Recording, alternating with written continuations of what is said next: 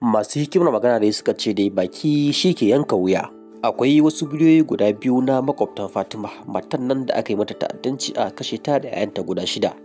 Bidiyon guda biyu sun yi trending sosai. Na farko shine wannan bidiyo da Aminci Radio ta je ta yi da makwabtan Fatima a lokacin da ake zaman makoki. Bidiyon mai tsawon minti 27 wanda ta hira da makwabtan marigayiya Fatima wajen sama da mutum 10. A ciki suka rika zayyano yadda al'amarin ya faru.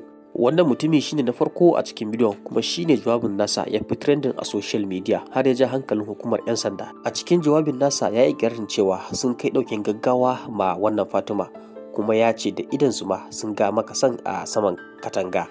Ya ce lokacin da aka yi kuwar kawo ma Fatima ɗauki, cikin sakan 10 'yan anguwa suka yi dandazo domin su kawo mata ɗauki. To amma duk wannan bayanan nasa da zaƙin baki da ya yi a wancan bidiyo, a yanzu dai da ya shiga hannun 'yan sanda ya karyata kansa da kansa, ya ce kwata-kwata zancen da ya duka ba gaskiya a ciki. Sai kuma wannan na biyu da kafar RFI Hausa ta yi hira da shi, inda shi ma makwabcin Fatima ne, inda shi kan ba cewa yayi su ne suka kama wanda ake zargi da wannan kisa suka danka ma hukumar 'yan sanda. Shi din ma hukumar 'yan sanda ta yi ram da shi, inda shi ma da kansa ya karyata kansa, inda ya ce kwata-kwata zancensa babu ƙanshin gaskiya a ciki. Daga ƙarshe jami'in hulɗa da jama'a na rundunar 'yan sanda ta jihar Kano Abdullahi Kiyawa ya buƙaci mutane da su daina sakin zance akan sha'ani da ya shafi tsaro, saboda batun tsaro ba abin wasa bane. Ya kuma ce za su ci gaba da rike waɗannan mutane tare da gudanar da bincike a kansu. Sama da ƙasa da tsari. Kun gansu a sama? Sama da sun, ko su kuka tambaya mun gansu sun gan mu. To amma aka bar su suka gudu. Ta ina suka gudu? Duk wanda ya ce ma sun gudu ƙarya ne. Ai ko dan a kama su. Duk wanda ya ce ma haka ƙarya ne, da kaya suka zo. Yanzu shi wawan ai a gaba na aka da ai da jini a nan din. Na ɗaya da muka kama shine wanda ya kai mu ga wanda zargi ya fi ƙarfi a kansa, wato mai suna Umar. Ake ta zarginsa, wanda shine farcin matar da take faɗa, Umar karka kashe mu, har da kai za a yi mana. To wannan Umar yanzu muna wa tabbatarwa da duniya da kuma al'umma. Jama'a assalamu alaikum, sunana CSP Abdullahi Haruna Kiyawa, jami'in hulɗa da jama'a na rundunar 'yan sandan jihar Kano. Tabbas kun ji abin da waɗannan mutane suka faɗa a wannan bidiyo, wanda a cikin ikon Allah gaba ɗaya su biyun ga mu tare da su a nan. Na farko gashi mai suna Abubakar, wanda aka fi saninsa da Bala Honorable, da ke unguwar Ɗorai Ciranci, wanda kuma makwabci ne ga gidan da wannan abu mara daɗi ya faru.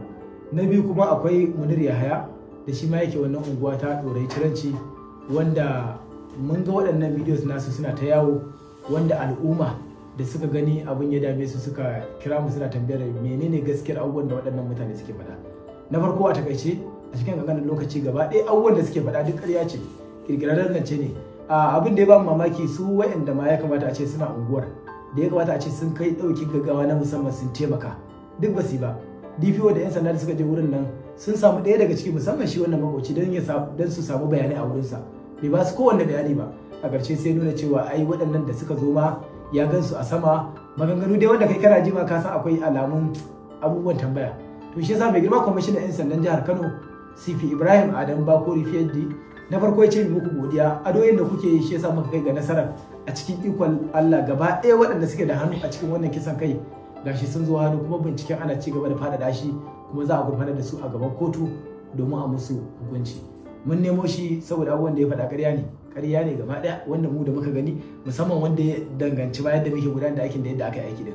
Gashi na san ban san ko zan bashi minti ɗaya ya faɗi ƙarin bayani baka akan abin da ya faɗa. Mun kira shi yana ta kiran har da sunan suspect ɗin da ya ga mun riga mun ba da sunansu a press release da muka yi mun saki, sai yana ba da reference ai ya gansu a sama da sauransu. To gashi nan dai, wanda bayan mun kira shi gashi nan zai gaya mana ya ƙara bayani, ya riga ya faɗa mana ya ƙara bayani shin me gaskiyar maganar da ya faɗa. Ba sai ka nuna shi ba me gaskiyar abin da ka faɗa, ka sa jallabiya ko jallabiya kai interview ga me gaskiyar abin da gaskiya ba haka bane, da abin da na faɗa ba haka bane. To kai me kai ka tunanin faɗa wa'annan abubuwa da ba haka ba? Wallahi kawai tsayi ayi mun afwa, ayi hakuri ayi mun afwa. Ai kai ba yaro bane, ka ce shekarunka 41. Ka ce a faɗar ka wai ka gansu a sama da wannan wawo din, dama ka san wawan ne? Ban san shi ba wallahi. Kuma me gaskiyar, ka gansu ko ba gansu ba? Fitowa ta aka ce ga su nan a sama, ga su nan a sama. Kai ka gansu? makocina ne ya ce min gashi can ya gan shi. Kai ka gan su? Ni ban gan su ba ran kai dai. To yanzu wani abu da ka faɗa hakan ne ko kuma duka Dan kirkira? Allah al'umma a yi hakuri a yi mun afuwa a yafe mu. A kai kuma mun ganka kamar da rigar Jesse ne ko? na Kai ma kana zuba jawabi Munir.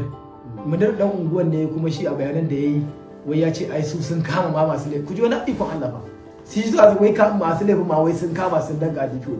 Wannan magana da nake gadifiyo can yana jin mu ya nemo wanda suka ga yana kulle gidan gashi shi ma zai magana wanda kuma shi ba dama sun san shi yan unguwan suka zo aka ɗauko dan mukulli ya je saboda a kiyaye dukiyar gidan ya rufe musu shi kuma a faɗa sai ya ce wai an kamo shi ne wanda shi a yadda yake faɗa ma ai su ne ma suka kama ma duk wa'annan wanda aka faɗa din wanda suke a yan sanda menene gaskiyar malam Mandir ka saurara abin da na faɗa na saurara ka fuskanta na fuskanta kana ɗaya daga cikin wanda suka yi saki wa'annan fira ko baka ciki wanda baka ga a cikin bidiyon kai ne ko ba kai bane ni me gaskiyar abin da ka faɗa akan cewa kun kama masu laifin shin gaskiya ne masu laifin kuka kama ko kuma ba masu laifin bane kai yanzu tunda a nan ka zo hannu gaskiya ba wanda aka kama ba mai laifi bane kuma ba mu san ba mai laifi bane muna ba da hakuri muna ba shi hakuri muna ba hukumar yan sanda hakuri muna ba al'ummar jihar Kano hakuri ina matashin da kace kun kama gashi nan yana zaune Rabi'u me ya sunansa Rabi'u sunansa kai ka kama shi a ni na rike shi amma ban da zumma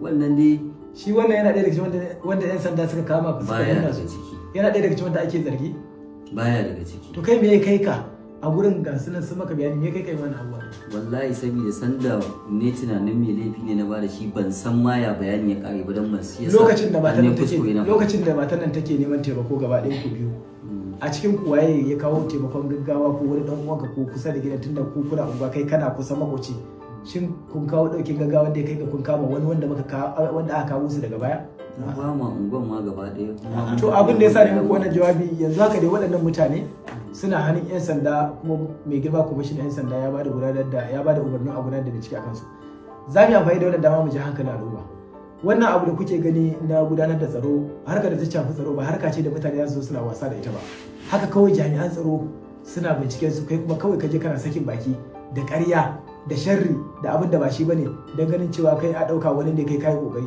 musamman wannan da ya ce wai a sun kama ma masu laifin wanda a lokacin kuma sanin ma ya aka yi aka ba su ne ba wanda aiki aka yi cikin dare na awa 6 gaba ɗaya aka kawo su al'umma muna godiya da haɗin kai da kuke bamu a kowane lokaci kuma insha Allah alhamdulillah wannan bincike Allah ya bamu nasara muna ci gaba da samun nasara kuma da zarar an kammala bincike waɗannan ɓata garin za a gurfanar da su a gaban kotu domin hakan ya zama ga izina ga masu zuwa. Assalamu alaikum.